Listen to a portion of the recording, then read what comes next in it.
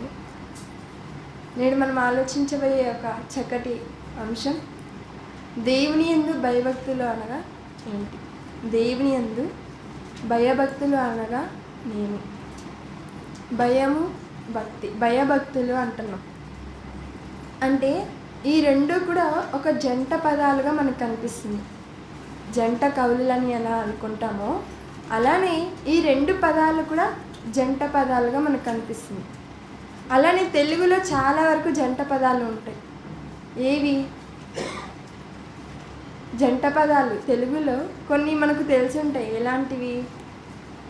సుఖము, దుఃఖము, సుఖ దుఃఖాలు అంటాం. అలానే మంచి చెడు అంటాం. పరువు, ప్రతిష్టలు, ఇలా జంట పదాలు అనేవి మనకు కనిపిస్తుంటాయి. అలానే నేడు మనం ఆలోచించబోయేది కూడా ఒక జంట పదం. అదేంటి? భయము, భక్తి, భయభక్తులు అంటున్నాం. మరి ఏంటి దేవుని యందు భయభక్తులు అనగా ఏంటి? అసలు భయభక్తులు ఏంటి? అసలు మొదటిగా భయం. మరి ఎప్పుడు భయపడుతూ ఉంటారు చెప్పాలండి? సామాన్యంగా సహజంగా మనం ఆలోచించినట్లయితే ఎప్పుడు భయపడుతూ ఉంటాం? దేనికి భయపడుతూ ఉంటాం? ప్రమాదం జరిగినప్పుడు. చెప్పండి, ఆలోచించండి. భయం ఎప్పుడు పడుతుంటాం మనం? ఏదైనా తప్పు చేసినప్పుడు, ఏదైనా చెడుగా మాట్లాడినప్పుడు, అనగా చెయ్యకూడని పనులు చేసినప్పుడు, మాటలు మాట్లాడినప్పుడు మనం భయపడుతూ ఉంటాం. దేనికి భయపడుతుంటాం అంటే చెయ్యరానిది చేశాం కాబట్టి, మాట్లాడని మాటలు మాట్లాడాం కాబట్టి, లేకపోతే ఏమైనా ప్రమాదం జరిగితే ఇలాంటి దానికి మనం భయపడుతూ ఉంటాం. అలానే రోడ్ల మీద వెళ్ళేటప్పుడు కూడా చాలామంది భయపడుతుంటారు. ఎందుకు? ప్రమాదం జరుగుతుందేమో అని. అంటే భయం ఎప్పుడు పడతాం? చెయ్యని. అందుకే మొదటిగా బైబిల్లో మనం ఆలోచించినప్పుడు ప్రారంభ మనుషుడు ఆదాము గారు కూడా భయపడ్డారు. దేనికి? చెయ్యకూడని పని చేసిందని, తినవద్దని దేవుడు ఆజ్ఞాపించిన ఆ ఫలవృక్షమును తిని భయపడ్డారా? భయపడ్డాడు కదా. 3వ అధ్యాయంలో ఉంటుంది, ఇదిగో నేను నీ స్వరము విని భయపడి దాగుకొంటిని. అంటే భయం ఎప్పుడు పడతాము? పాపం చేసినప్పుడు, తప్పు చేసినప్పుడు భయపడుతూ ఉంటాం. మరి ఇందాక వాక్య పఠనంగా మనం చదువుకున్న మాట, కీర్తనల గ్రంథం 4వ అధ్యాయం 4వ వచనంలో, కీర్తనల గ్రంథం 4వ అధ్యాయం 4వ వచనంలో, భయమునంది పాపము చేయకుడి, భయమునంది పాపము చేయకుడి అంటారు. మనం ఎప్పుడు పడతాం? పాపం చేసి భయపడుతూ ఉంటాం. ఇక్కడ బైబిల్లో ఏమని ఉందండి? భయమునంది పాపము చేయకుడి అని ఉందా? పాపము చేసి భయపడుడి అని ఉందా? పాపము చేయకముందే భయపడుడి. పాపం చెయ్యాలన్నా, పాపం ఆలోచించాలన్నా, మాట్లాడాలన్నా దానికి ముందుగానే భయపడాలి. ఎప్పుడు? మనం దేవుని యందు ఉన్నప్పుడు. మరి నేడు ఎవరండి భయపడుతున్నాం? దేవుని భయం ఎవరికైనా ఉందా? లేదు. కనిపించని దేవుని భయమే ఎవరికి లేనప్పుడు కనిపించే తల్లిదండ్రులకు భయపడే పిల్లలు ఉంటున్నారా నేడున్నటువంటి కాలంలో? అస్సలు లేదు. అనగా తల్లిదండ్రుల భయం పిల్లలకు లేదు. అలానే యజమానుల భయం దాసులకు లేదు. అలానే ఈ చట్ట భయం సమాజానికి లేదు. మరి నరహత్య చేస్తే ఉరిశిక్ష వేస్తారన్న వాస్తవం అందరికీ తెలుసా? అందరికీ తెలుసు. కానీ చేస్తున్నారా? చేసేవాళ్ళు చేస్తూనే ఉన్నారు. దొంగతనం చేస్తే కేసు పెడతారు, కేసు పెడితే మళ్ళీ జైల్లో వేస్తారు, శిక్ష ఉంటుంది అని అందరికీ తెలుసు. కానీ తెలిసినా పాపం చేస్తున్నారు, నేరాలు చేస్తున్నారు. అంటే ఒక తల్లిదండ్రుల భయం పిల్లలకు లేదు. ఒక స్కూల్లో మనం ఆలోచిస్తే మాస్టర్ల భయం పిల్లలకు లేదు, ఉపాధ్యాయుల భయం పిల్లలకు లేదు, చట్టం భయం సమాజానికి లేదు. మరి ఎప్పుడు మనం భయపడి ఉంటాం?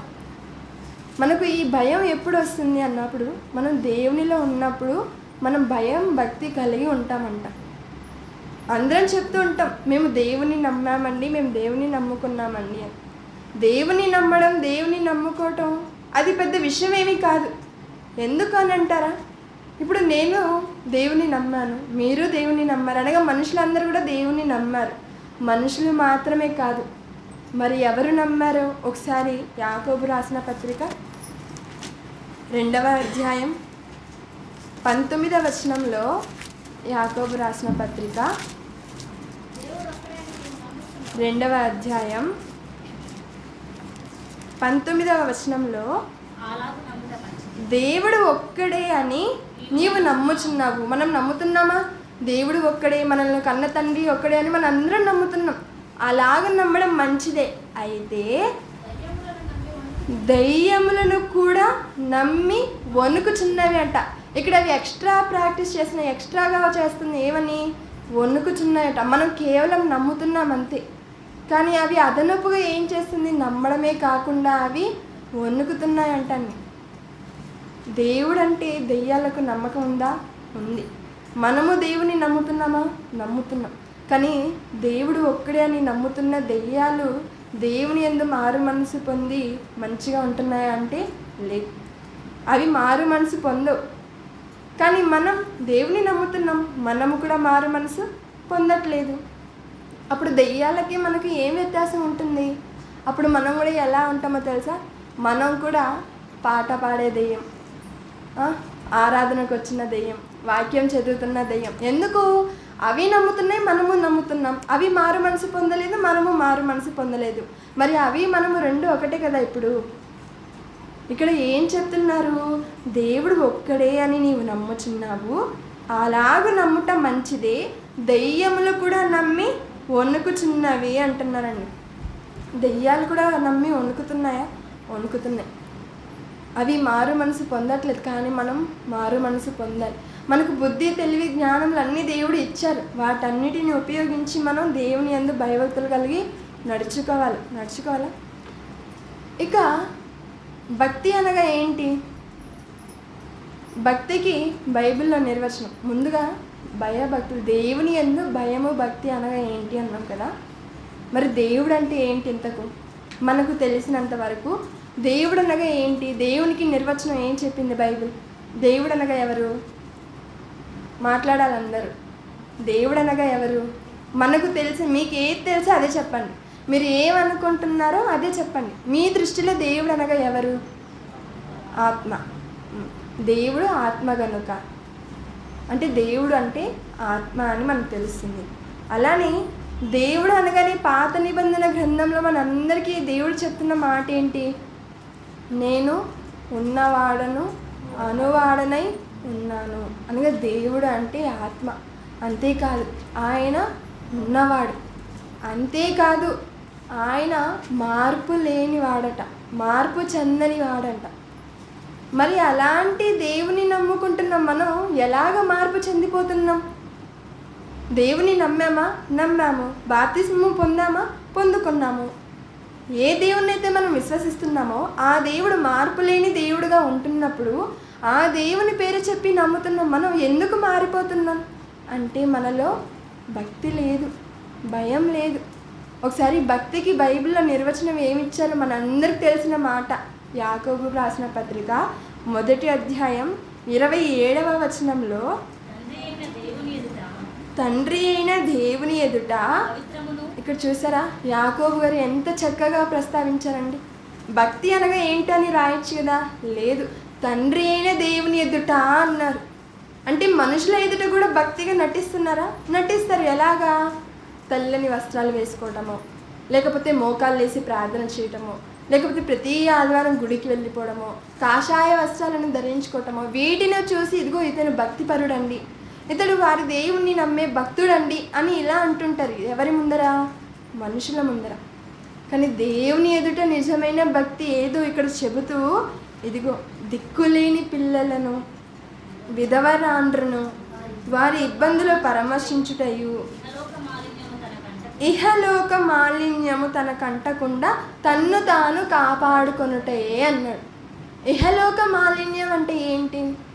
మనకు తెలిసిన, ఇప్పుడు మనందరం ఆరాధనకు వచ్చామంటే ఏదో కొంత దేవుని వాక్యం మన హృదయంలో నింపుకొని వెళ్ళాలి, అంతే కదా. వచ్చి కూర్చొని అలా 2 పాటలు పాడి వెళ్ళిపోతే ఏం ప్రయోజనం ఉంటుంది?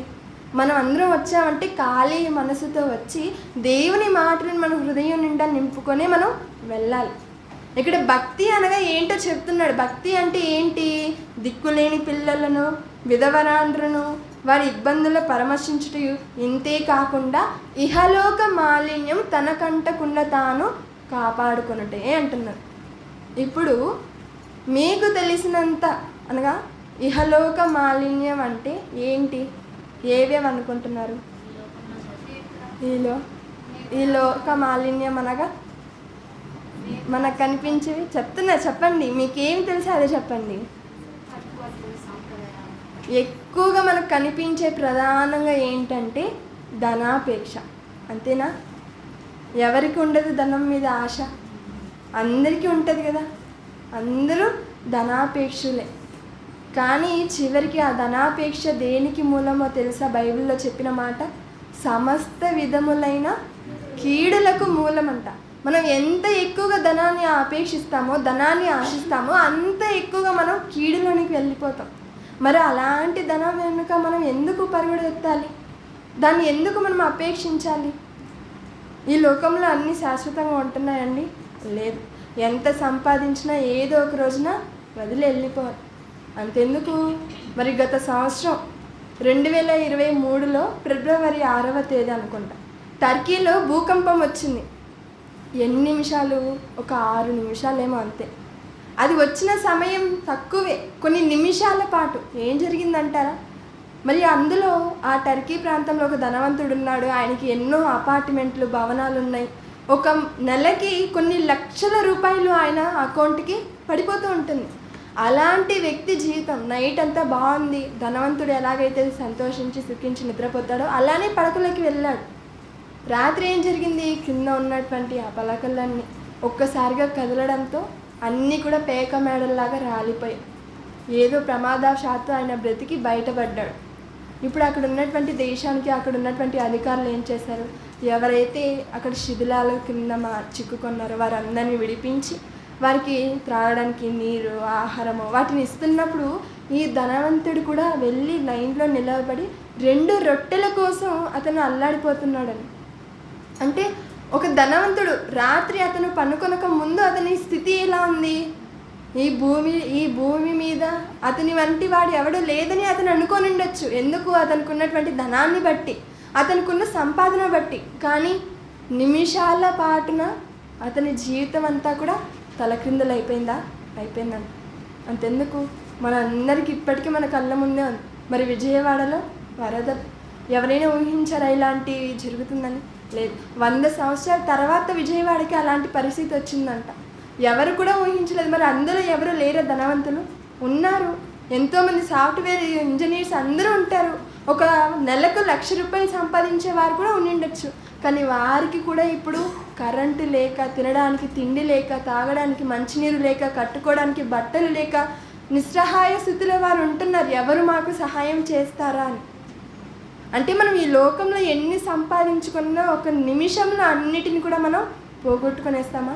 యోబు గ్రంథం 21వ అధ్యాయం, యోబు గ్రంథం 21వ అధ్యాయం 13వ వచనంలో, యోబు గ్రంథం 21వ అధ్యాయం 1వ వచనంలో, వారు శ్రేయస్సు కలిగి తమ దినములు గడుపుదురు, ఒక్క క్షణములోనే పాతాళమునకు దిగుదురు. వారు శ్రేయస్సు కలిగి తమ దినములు గడుపుతున్నట్టు ఒకే ఒక్క క్షణంలో ఎక్కడికి వెళ్ళిపోతాం? పాతాళానికి వెళ్ళిపోతాం. మరి ఎందుకు మనం సంపాదించుకున్నవేవి కూడా మన వెంట రా? మనం ఏమనుకుంటాం? ఏంటి దేవుడు నాకే ఎందుకు ఇంత శిక్షించాలి? నేను దేవుని యందు భయభక్తులు కలిగి ఉంటున్నాను కదా, ప్రతి తరగతికి నేను హాజరవుతున్నాను కదా, ప్రతి కార్యక్రమంలో నేను పాల్గొంటున్నాను కదా, అయినా మా కుటుంబానికి ఎందుకు ఈ కష్టాలు, మాకే ఎందుకు ఈ శ్రమలు, మేమే ఎందుకు ఇలా కన్నీరు పాలవుతున్నాం? అంటే మనం నమ్మే దేవుడు నిజం కాదేమో, నేను పట్టుకున్న బైబిల్ నిజం కాదేమో అని ఇలాంటి సందేహాలు మనకు వస్తూ ఉంటాయి. ఎందుకు? పాపం చేసేవారు, దేవునిలో లేనివారు, వారు ఉన్నత స్థాయిలో ఉండడం వల్ల. అంతే కదండి. దేవునిలో ఉన్నవారి కంటే దేవునిలో లేని వారే ఎక్కువ మంచిగా బ్రతుకుతున్నట్టు మనకు కనిపిస్తుంది. అలాంటి వారిని చూస్తున్నప్పుడు మనకి ఎంత బాధ కలుగుతుంది. అందుకే ఆసాపు గారు కీర్తన రాశారు. ఒక కీర్తన 73వ కీర్తనలో, కీర్తనల గ్రంథం 73వ అధ్యాయం మొదటి నుంచి మనం ఆలోచించినట్లయితే కీర్తన గ్రంథం 73వ అధ్యాయంలో ఎవరు రాస్తున్నారు ఈ కీర్తన? ఆసాపు గారు రాస్తున్నారు. ఏమని? ఇదిగో ఇశ్రాయేలీల ఎడల శుద్ధ హృదయుల ఎడల నిశ్చయంగా దేవుడు దయాళుడై ఉన్నాడు. నా పాదముల జారుటకు కొంచెమే తప్పెను, నా అడుగుల జార సిద్ధమాయను. భక్తిహీనుల క్షేమము నా కంటబడినప్పుడు. భక్తిహీనులు ఎలా ఉన్నారంట అండి? క్షేమంగా ఉన్నారు. వాళ్ళకి ఎలాంటి హాని లేదు, వారికి ఎలాంటి బాధ లేదు, వారు ఎలాంటి శ్రమలు పాలవ్వట్లేదు. వారు ఎలా ఉన్నారంట? భక్తిహీనులు క్షేమముగా ఉన్నారు. క్షేమముగా నాకు కంటబడినప్పుడు గర్వించు వారిని బట్టి నేను మత్సరపడి తిని, మరణమందు వారికి యాతనలు లేవు. మరణం అనగా బాధ తెలియని మరణం, శాంతవంతమైన మరణం వారు పొందుదురు. వారు పుష్టిగానున్నారు. ఇతరులకు కలుగు ఇబ్బందులు వారికి కలగవు.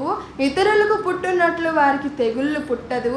ఇతరులకు కలిగినట్లు ఏది కూడా వారికి సంభవించలేదు. కాబట్టి వారు ఎలా ఉన్నారో తెలుసా? వారి గర్వము కంఠహారము వలె వారిని చుట్టుకొనుచున్నది. ఇదిగో నువ్వు చర్చికి వెళ్తున్నావు, నువ్వు దేవుని పనికి వెళ్తున్నావు, నువ్వు దేవుని కార్యక్రమాలలో ఉంటున్నావు. ఒకసారి నీ బ్రతుకు చూడు, నా బ్రతుకు చూడు. నేను ఎంత బాగున్నాను, నేను దేవుని నమ్మలేదు, నేను ఏ కార్యక్రమాలను పాల్గొనలేదు, కానీ దేవుడు చూసావా నాకు ఎన్ని ఇచ్చాడో, నేను ఎంత హాయిగా ఉంటున్నానో చూసావా. నువ్వు ఎప్పుడు దేవుడు దేవుడు అంటావు, కానీ నీకు ఎందుకు ఇన్ని శ్రమలు అని వారు ఏం చేస్తారంటే అండి, గర్వంగా ఉంటారు. వారి గర్వము కంఠహారము వల్లే వారిని చుట్టుకొనుచున్నారు. ఇలాంటి వారి గతి ఏమవుతుందో ఇందాక మనం చదువుకున్నాం కదా, ఒకే ఒక్క నిమిషంలో వారు పాతాళానికి వెళ్ళిపోతారంట. ఎంతో సమయం పట్టదు మనం నాశనం అయిపోవడానికి, నిమిషం రెప్పపాటున అంటాడు. మరి ఇంత వాటికి మనం కష్టపడుతున్నాం, కానీ దేనికి? భయభక్తులు లేనప్పుడు. దేవుని యందు భయభక్తులు అనగానే ఏంటో మనం నేర్చుకుంటున్నాం. భక్తి అనగా ఏంటి? ఇహలోక మాలిన్యమును తనకు అంటకుండా తను తాను కాపాడుకున్నవాడే.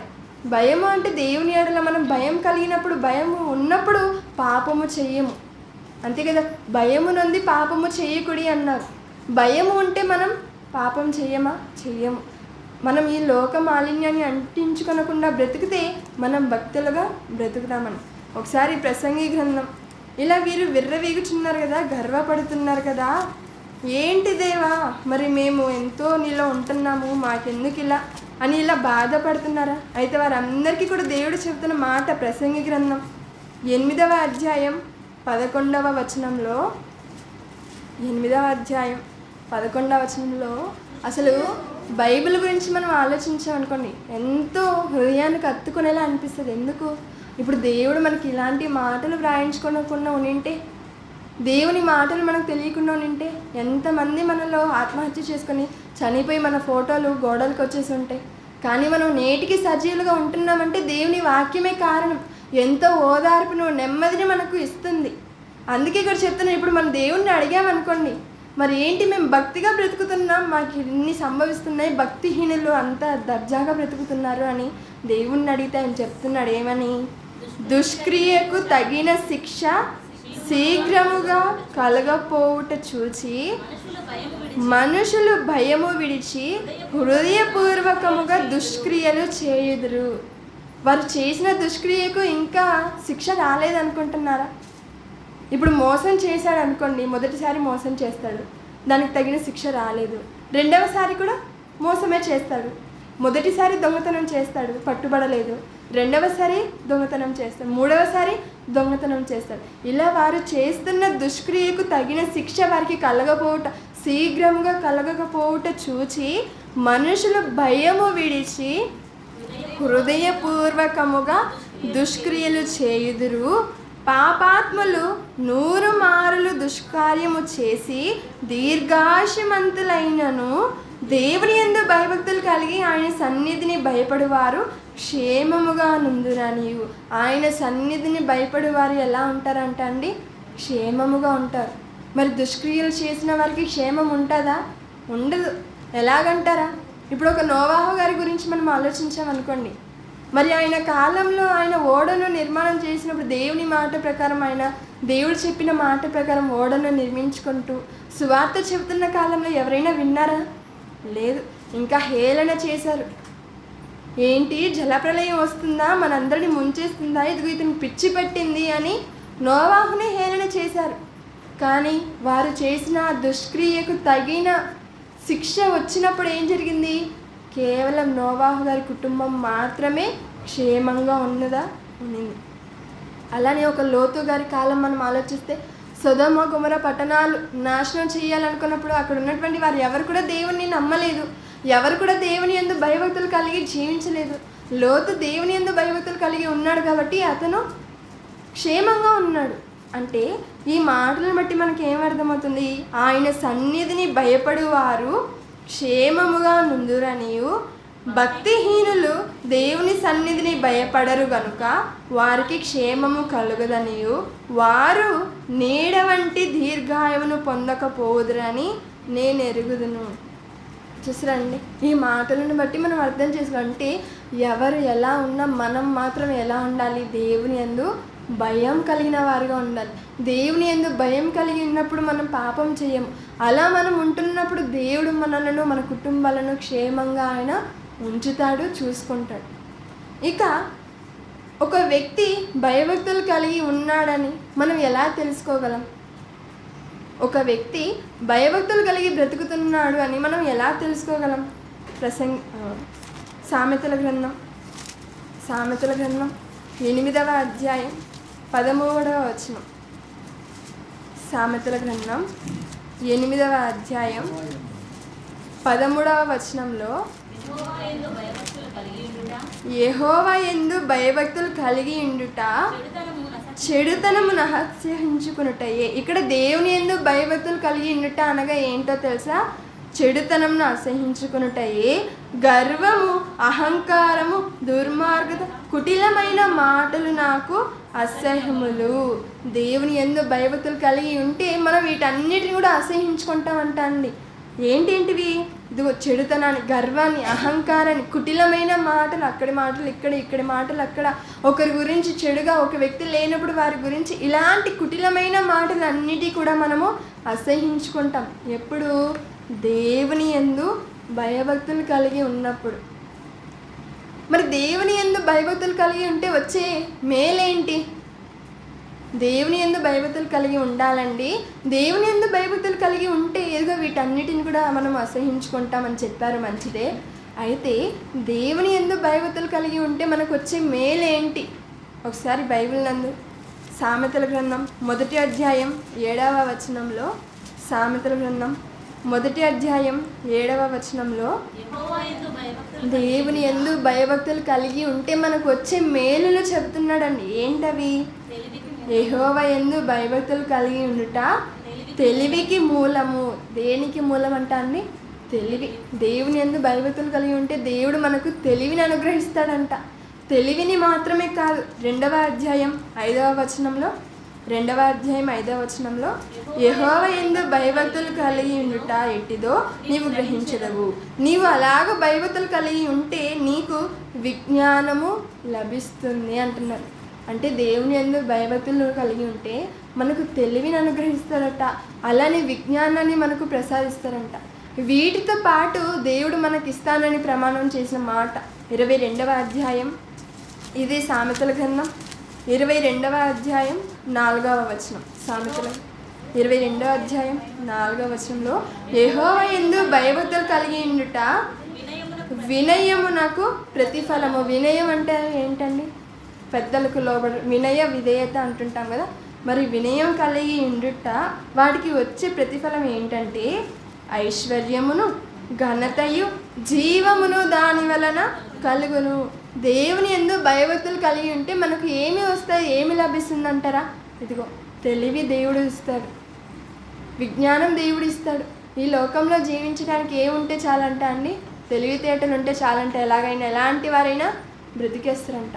మరి అలాంటి తెలివి, అలాంటి విజ్ఞానం మనకు కావాలంటే మనం దేవుని యందు భయభక్తులు కలిగి ఉంటే చాలు.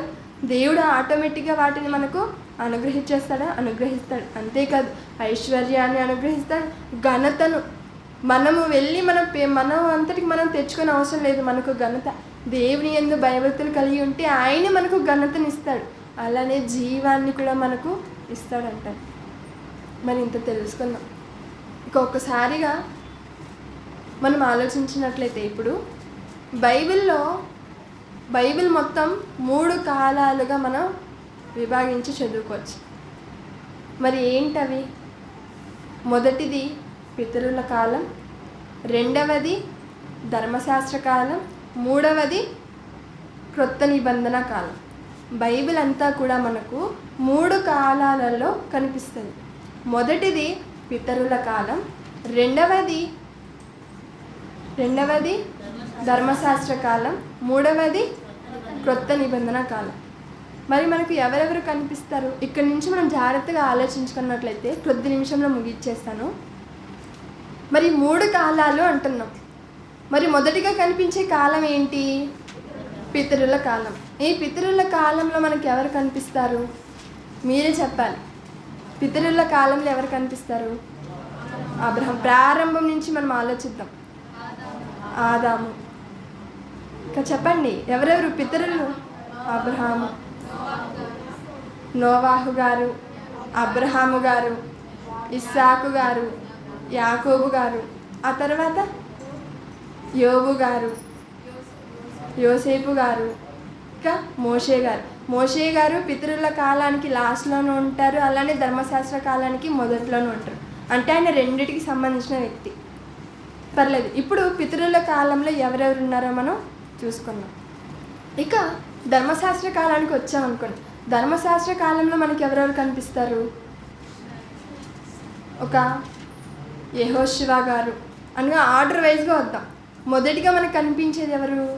యెహోషువ గారు, కాలేబు, తర్వాత సమూయేలు గారు తర్వాత దావీదు మహారాజు, తర్వాత ఒక సొలొమోన్ గారు, దానియేలు గారు, ఇక షడ్రకు, మెషకు, అబేద్నెగో, వీళ్ళందరూ కూడా ధర్మశాస్త్ర కాలానికి చెందినవారు. ఇక క్రొత్త నిబంధన కాలానికి వచ్చేసరికి క్రొత్త నిబంధన కాలంలో మనకు ఎవరు కనిపిస్తారు? మనం ఉంటున్నది ఏ కాలం? క్రొత్త నిబంధన కాలం. మరి క్రొత్త నిబంధనలో కనిపించే భక్తులు ఎవరు కనిపిస్తుంటారు మనకి ఎక్కువగా? 12 మంది శిష్యులు, అపోస్తలులు కనిపిస్తుంటారు. ఏంటి, వారు భక్తిగా బ్రతికారా? చాలా అండి. వారు ఒక్కొక్క జీవితాన్ని మనం ఆలోచిస్తున్నప్పుడు గూస్ బంప్స్ వస్తాయి. ఎందుకు? హతసాక్షులు అయిపోయారు. దేవుని మాటలను వారు ప్రకటించే ఆ పనిలో వారి ప్రాణాన్ని కూడా పణంగా పెట్టి హతసాక్షులు అయ్యారు. ఎవరి కోసం? దేవుని కోసం, దేవుని మాటల కోసం. ఆ తర్వాత మనకు కనిపించే వ్యక్తి ఎవరు? అపోస్తలుడైనటువంటి పౌలు గారు. ఆ తర్వాత మనకు కనిపించే వ్యక్తి ఒక కొర్నేలు గారు. అంతేనా? కొర్నేలు గారి గురించి వ్రాయబడినప్పుడు భక్తిపరుడు అని వ్రాయిస్తారని. మరి ఆయన సామాన్య వ్యక్తి అంటే లేదు, ఆయన ఒక గవర్నమెంట్ ఎంప్లాయ్. ఎవరైనా? శతాధిపతి అయిన కొర్నేలు అని ఉంటుంది. మరి శతాధిపతి అంటే 100 మంది సైనికులకు పైగా ఉన్నటువంటి అధికారి. మరి ఆ 100 మందికి పైగా ఉన్నటువంటి అధికారి అంటే అతనికి ఎంత బాధ్యతలు అప్పగించుంటారు ఆనాడు ప్రభుత్వం వారు. కానీ ఆయన అనుదినము దేవునికి ప్రార్థన చేస్తూ, పరిచర్య చేస్తూ, అనేక మందిని ఆదుకుంటూ దేవుని యందు భయభక్తులు కలిగి ఉన్నాడని. ఇప్పుడు ఒక్కొక్కరి గురించి మనం ఆలోచించుకుంటూ వచ్చేద్దాం. మొదటిగా 3 కాలాలు అన్నాం కదా. అందులో ఏంటి? ఫస్ట్ది పితరుల కాలం. అందులో మొదటిగా ఒక నోవాహు గారి గురించి ఆలోచించామనుకోండి. మరి నోవాహు గారు దేవుని కోసం బ్రతికారా? భయభక్తులు కలిగి బ్రతికారు కదా. దేవుడు ఇదిగో నేను జలప్రలయాన్ని రప్పించబోతున్నాను, ఓడ చెయ్యి అనగానే మరో మాట మాట్లాడకుండా ఓడ సిద్ధం చేశాడు. అందులో అతనికి ఎన్ని అవమానాలు, ఎన్ని హేళనలు, ఎన్ని వచ్చినా అతను ఆపేశాడా? లేదు. చివరికి రక్షింపబడ్డాడు. దేవుని యందు భయభక్తులు కలిగి దేవుని మాట విన్నాడు, తన కుటుంబాన్ని రక్షించుకున్నాడు. ఇక అబ్రహాం గారి గురించి ఆలోచించామనుకున్నాం. ఏంటి, అబ్రహాం గారు దేవుని యందు భయభక్తులు కలిగి ఉన్నాడా? ఉన్నాడు కదా. ఇదిగో అబ్రహామా, నేను చూపించి ఆ దేశానికి వెళ్ళు అని చెప్పగానే తాను ఎక్కడికి వెళ్ళవలనో ఎరుగకని అతను బయలు వెళ్ళాడంట. ఎంత గొప్ప విశ్వాసం అండి అబ్రహాం గారికి. అందుకే ఆయన విశ్వాసులకు తండ్రి అయ్యారు. ఇక ఇస్సాకు గారి గురించి ఆలోచించామనుకోండి. ఇస్సాకు గారు చిన్ననాటి నుండే మనకు మార్గదర్శనం కనిపిస్తారు. ఎందుకు? చిన్ననాడు ఇదిగో దేవుడు ఇస్సాకును బలిగా అడిగినప్పుడు తన తండ్రి చేతులను కట్టివేసినప్పుడు కామ్గా ఒక గొర్రెపిల్ల ఎలాగైతే ఉంటుందో అలానే ఉన్నాడని. గొర్రెపిల్ల అయినా ఉంటుందో ఉండదో తెలియదు, కానీ చంపే ముందు ఇస్సాకు గారు మాత్రం తండ్రికి విధేయుడయ్యాడు. మరి నేడున్నటువంటి పిల్లలు ఎవరైనా అలాగ ఉంటారా? లేదు. సండే స్కూల్కి పంపించాలంటేనే తల ప్రాణం తోకకొచ్చేస్తుంది. మోకాలేసి ప్రార్థన చేయించాలంటేనే చాలా కష్టం. బడికి పంపించాలంటేనే మన చేతినే 3 చెరువులంత నీళ్ళు తాగిచ్చేస్తుంటారు. కానీ ఆనాడు ఇస్సాకు గారు తండ్రి మాటకు విధేయుడయ్యాడు. అలానే తన వివాహ విషయంలో కూడా తండ్రిని ఏమి అడగలేదు.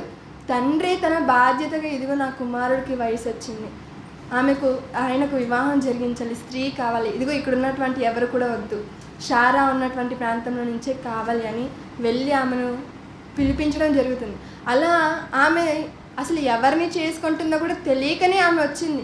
తన పనివారిని అడుగుతుంది, ఇదిగో ఎవరైనా అక్కడ దూరంలో నుంచి చూస్తున్నారు అనగానే ఆయనే అమ్మ యజమాని అనగానే వెంటనే దిగి ముసుగు వేసుకున్నట్లుగా మనకు కనిపిస్తుంది. అంటే భక్తుల జీవితాలను మనం ఒకసారి తొంగి చూస్తే వాళ్ళు ఎంత భక్తిగా బ్రతికారో మనకు అర్థమవుతుందని. ఇక ఇస్సాకు గారు అయ్యారు. ఇక యాకోబు గారు తన జీవితంలో ఎన్నోసార్లు మోసపోయాడు. అయినా కూడా ఏనాడు దేవుణ్ణి విడిచిపెట్టలేదు. ఇక యోసేపు గారా, తను ఒక పరాయి దేశానికి అమ్మివేయబడి నాన్న వారు ఎవరు లేక, అతన్ని పట్టించుకున్న వారు ఎవరు కూడా లేక, చెయ్యని నేరానికి శిక్షను అనుభవించాడు. చెయ్యని నేరానికి ఎన్నో సంవత్సరాల శిక్షను అనుభవించినప్పటికీ దేవుణ్ణి మాత్రం ఏనాడు ఆయన విడిచిపెట్టలేదని. యోబు గారి గురించి మనం ఆలోచించామనుకోండి. యోబు గారి గురించి వ్రాయించినప్పుడు ఇదిగో అతను యెహోవా యందు భయభక్తులు కలిగి చెడుతనమును విసర్జించిన వాడట. భయభక్తులు కలిగి ఉంటే ఆటోమేటిక్గా మనకు తెలియకుండానే మనం చెడుతనాన్ని విసర్జించేస్తాం, పాపాన్ని చేయం. అలాంటి యోబు గారికి ఐశ్వర్యం ఉందా? ఉందండి. భయభక్తులు కలిగి ఉన్నాడు కాబట్టి దేవుడు అతన్ని ఆశీర్వదించాడు. ఐశ్వర్యం ఉంది, ధనం ఉంది, సంపద ఉంది. ఆ తూర్పు దేశంలో ఎవరికి కూడా లేనంత ఆస్తి యోబు గారికి ఉంది. అంటే వారు దేవుని నమ్మినప్పుడు, వారు దేవుని ఎడల భయభక్తులు కలిగినప్పుడు వారికి వచ్చిన మేలులు మనం ఆలోచిస్తున్నాం. ఇక మోషే గారు అంటారా? మోషే గారు కూడా ఎన్ని శ్రమలు వచ్చినా, ఎన్ని నిందలు వచ్చినా, ఇదిగో నాకు ఈ ఐగుప్తు సింహాసనం కంటే కూడా దేవుని ప్రజల ఎదుట నాకు నిందే మేలు అనుకున్నారు. అలా దేవుని ఇష్టాన్ని నెరవేర్చడంలో వాళ్ళందరూ కూడా నిమగ్నమైపోయారు. ఇక ధర్మశాస్త్ర కాలానికి వచ్చామనుకోండి, మనకు కనిపించేది యెహోషువ గారు ఎంత గొప్పవారని. ఆయన ఒక మాట అన్నారు, ఎంతో లక్షల మంది ఉన్నారు. ఆ లక్షల మంది ఇశ్రాయేలీయులు ఉన్నప్పటికీ ఇదిగో మీరు ఎవరిని సేవిస్తారో సేవించుకోండి, కానీ నేను నా కుటుంబము మాత్రం దేవుణ్ణి మేము సేవిస్తాము. మీరు ఎవరినైనా సేవించుకోండి. మీరు అంటున్నారు దేవుడు లేడు, మమ్మల్ని ఇక్కడికి నడిపించిన నాయకుడు లేదు, అలా ఇలా మీకు కావాల్సినటువంటి దూడలు మీరు చేసుకుంటున్నారు, మీరు ఎవరినైనా పూజించుకోండి, కానీ మేము నా కుటుంబం మాత్రం యెహోవాని సేవిస్తాము అన్నారని. అంటే ఎంత ధైర్యంగా చెప్తున్నాడు. అంతమంది లక్షల మంది ఇశ్రాయేలీయుల నిలవబడి నేను నా కుటుంబం దేవుణ్ణి మాత్రమే సేవిస్తాము అంటే అతను ఎంత భక్తి భయంగా ఉన్నాడండి. అలానే దావీదు గారి గురించి ఆలోచించామనుకోండి, అతను కూడా మనకు అలానే కనిపిస్తాడు.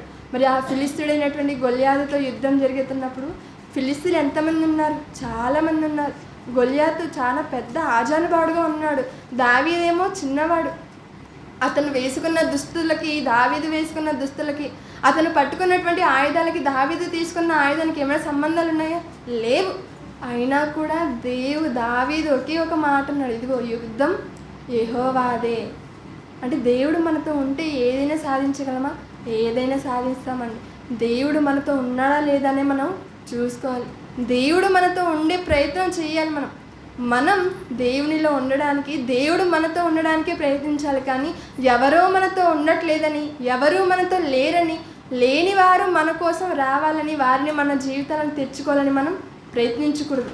మన జీవితంలో ఎవరున్నా లేకపోయినా దేవుడు ఉంటే చాలు. దేవుడు మనతో ఉండే ప్రయత్నం మనం చేసుకోవాలి. ఇక సమూయేలు గారు అంటారా? అబ్బో, సమూయేలు గారి గురించి ఒక్క లక్షణం కాదండి. ఆయన యాజకుడు అంట, ప్రవక్త అంట, ఆయన దీర్ఘదర్శి, ఆయన న్యాయాధిపతి, చాలానే ఉన్నాయి. ఇన్ని ఉన్నప్పటికీ ఆయన దేవుని విడిచేశాడా అంటే లేదు. వృద్ధాప్యము వరకు ఆయన దేవుని యందు భయభక్తులు కలిగిన వాడిగానే ఉంటున్నాడు. అలానే రాజులను మొట్టమొదటి రాజును అభిషేకించిన ప్రవక్త అంతేనా? సౌలును అభిషేకించింది సమూయేలు గారే కదా. దావీదు గారిని అభిషేకించింది ఎవరు? సమూయేలు గారే.